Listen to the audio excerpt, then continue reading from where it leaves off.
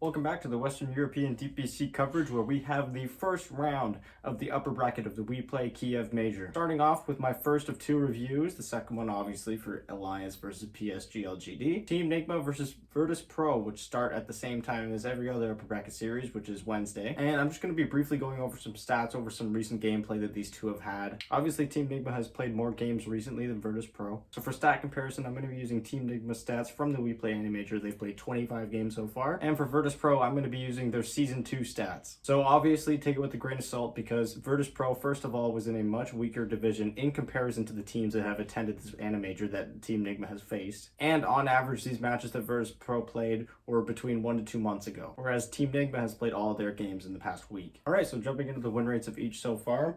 In the WePlay Animajor, Team Nigma so far is 17-8 in individual games, and they went 11-7 in the regular season, and Virtus Pro went 14-2 in the regular season, undefeated in any series. They only dropped 2 games, one to Team Spirit, one to AS Monaco Gambit, and they have yet to play in the WePlay Animajor, so far they are 0-0. Looking at some previous results for Team Nigma, in the first season of the Western European DPC, they finished 3rd place with the same record of 4-3, and a very similar individual game record of 10-8. With that, they were able to get into the Singapore Major on a wildcard spot, similar to this season. However, without mind control, they did not do very well at all. They went 1-9 in individual games, didn't win a single series in that wildcard, and thus they finished 16th place, the bottom of the entire major. And before the major even started, I don't think anyone was really putting enough emphasis on how big of a deal mind control is. And I think this major is a prime example of that. Mind control is easily a candidate for the MVP for Team Nigma so far. It's really hard to choose because all of them have been playing phenomenally, but mind control in specific has just been out of his fucking mind. So yes, without him in the Singapore major, they flunk out in the wildcard stage.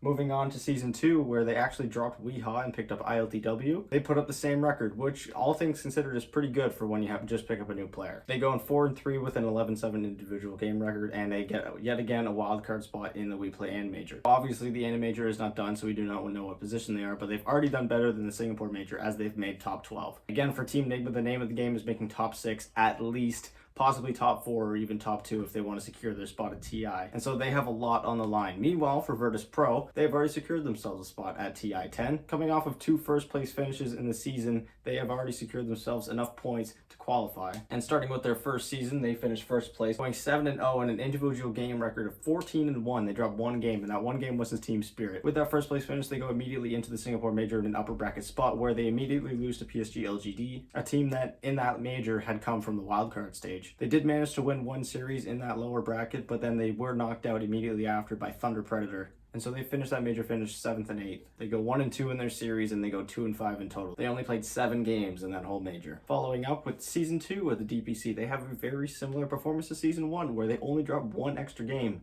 They dropped 1 game to Team Spirit again, so that Team Spirit is the only team to take a game off of them in both seasons. But they also drop a game in the very first series of the season against AS Monaco Gambit. Regardless, they are able to finish first place once again, which again secures them an upper bracket spot in this WePlay Animajor. However, despite the fact that they've looked so dominant for 2 seasons in a row now, we cannot overlook the fact that they immediately flunked out of the upper bracket last season. Not only that, but they flunked out to a wildcard team, which just happens to be where Nigma came from. Looking now at some team stats, the average net worth for Team Nigma throughout this WePlay Animajor is 70.2k, whereas Virtus Pro's average was 65.1 throughout their season. However, Virtus Pro has the advantage in average KDA, GPM, and match duration, just barely on that match duration part, but a huge difference in KDA average. They actually average a 1.73 KDA higher than Team Nigma, which is very significant. Looking now at their win rate differences, in first pick, Virtus Pro went a perfect 9-0 throughout their season. Obviously, in comparison to Team Nigma's 7-4 record, that is astronomically high. Yet, despite the level of competition being much different between these two comparisons, Team Nigma is actually able to put up an exact same record as Virtus Pro on last pick. Team Nigma being 10-4 and Virtus Pro being 5-2, which is an exact ratio. And not only that, looking at Radiant, Team Nigma have an 80% win rate on Radiant with 15 games played. And Virtus Pro go 7-2 on Radiant as well, but they are actually 2% lower